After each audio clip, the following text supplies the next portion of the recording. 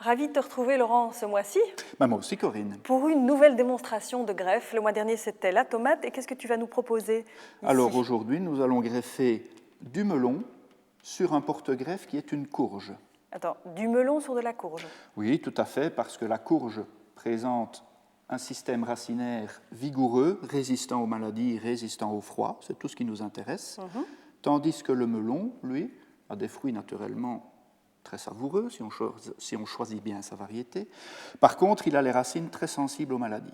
D'accord, donc ça veut dire aussi que si ça renforce, qu'ils sont plus forts au niveau des maladies, c'est qu'on va devoir moins traiter aussi alors? Exactement, en tout cas, on ne devra traiter contre aucune des maladies du sol. Par contre, les maladies du feuillage resteront présentes. Okay. Voilà. Donc je vais de nouveau utiliser une lame de rasoir. Ce sont toujours des plants jeunes? Des plants jeunes, oui, qui ont moins de 10 jours. Plus c'est jeune, plus la greffe reprendra facilement. La manipulation est de nouveau toute simple? Oui, pratiquement aussi simple qu'avec la tomate. Pour toi, en tout cas, elle est simple. Voilà, il faut en rater quelques-unes avant de bien les réussir. Voilà, je coupe en biseau, j'élimine un cotylédon et les feuilles de la courge. C'est un petit peu différent alors, hein? Oui, la technique est un peu différente. Je détruis le petit bourgeon qui se trouve à la base du cotylédon pour être certain de ne pas avoir de rejet de porte-greffe. D'accord. Alors là, ton matériel est un petit peu différent également?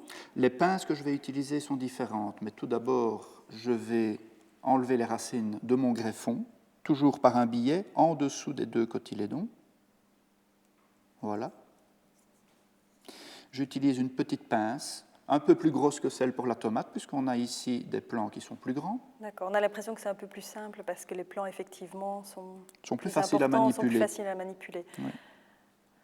Il faut au moins avoir des doigts de fée. Voilà, j'ai placé la pince sur la blessure du porte-greffe, je l'entrouvre et je glisse le greffon sur la blessure que j'ai faite sur le porte-greffe. D'accord, et moi je trouve que c'est encore plus magique que la dernière fois, parce qu'effectivement c'est du melon sur de la courge. Il va falloir le planter également, hein, sinon ça ne fonctionnera pas. Et il va d'abord falloir l'acclimater, donc on va le planter dans un petit pot par exemple. De la même manière que pour les tomates, voilà. Là rien ne change. Et l'empêcher, on l'arrose généreusement, le terreau ici est déjà bien humide, et on l'empêche de transpirer en utilisant une petite serre qu'on peut fabriquer avec une bouteille. Moi, j'aimerais bien que tu montres ce que ça donne après. On va aller voir ça dans les serres, puisque nous avons ici des cultures de melons et de tomates, à la fois greffées et non greffées. Et on va voir une belle différence. Ça n'a plus grand-chose à voir, Laurent, avec le petit plant qu'on vient de greffer. Hein? Effectivement, celui-ci a été greffé il y a 3 mois, il a eu bien le temps de pousser depuis. Il est extrêmement vigoureux, comme tu peux voir. Son feuillage est très sain, pas de traces de maladie. Déjà un petit melon? Pas si petit que ça, et ça n'est que le premier. Il y en a encore un autre qui se forme à la base. Et si tu regardes bien à la base du plant, tu vas voir un bourrelet ici qui est en fait la cicatrice du greffage qui va rester toujours visible. La preuve que ça a été greffé. Voilà, c'est la preuve.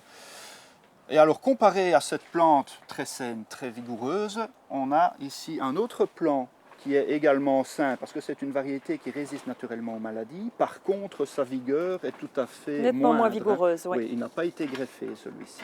Et alors là, derrière, par contre, on a l'impression que les plants sont un peu malades. Effectivement, ces plants-là ne sont ni résistants aux maladies, ni greffés, et donc ils sont en train progressivement de mourir, car ils sont attaqués par une maladie qui se trouve dans le sol et qui attaque les racines, le fusarium.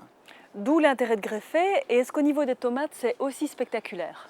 L'effet sur la vigueur est très spectaculaire, on va aller voir ça si tu veux. Je te suis. Tu n'as pas menti, Laurent, tes plants de tomates sont magnifiques. Mais oui, ce sont des tomates greffées ici, hein. Donc la variété c'est la Gourmandia, c'est un cœur de bœuf, c'est une variété très productive et vigoureuse dès le départ, mais on peut encore améliorer sa productivité en la greffant. En effet, ces plants-ci, si tu te penches et que tu regardes juste à la base, la preuve est là. Voilà la preuve, le bourrelet de greffe, ils ont été greffés.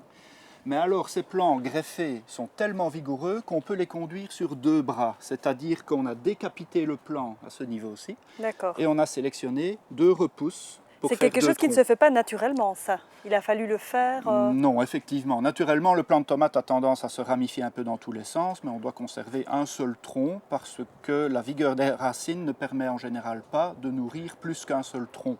Mais ici, comme on a greffé ça sur un porte-greffe qui est très vigoureux et qui protège des maladies, on a pu produire 2 troncs et donc doubler la production de ce plant. Alors l'année prochaine, c'est très simple, Laurent. Je prends quelques graines de ma tomate et ça y est, j'ai plus besoin de faire de greffe. Mais malheureusement, non. La greffe est une opération qu'il faut répéter chaque année parce que les graines qui se trouvent dans ce fruit-là auront toutes les caractéristiques de la variété Gourmandia, mais n'auront aucune pas information. récupéré. Non, il n'y aura pas la génétique du greffage, si je peux dire. Donc on devra regreffer au printemps prochain. Bon ben voilà, au moins maintenant, on sait comment il faut faire. Un grand merci, Laurent. Mais de rien.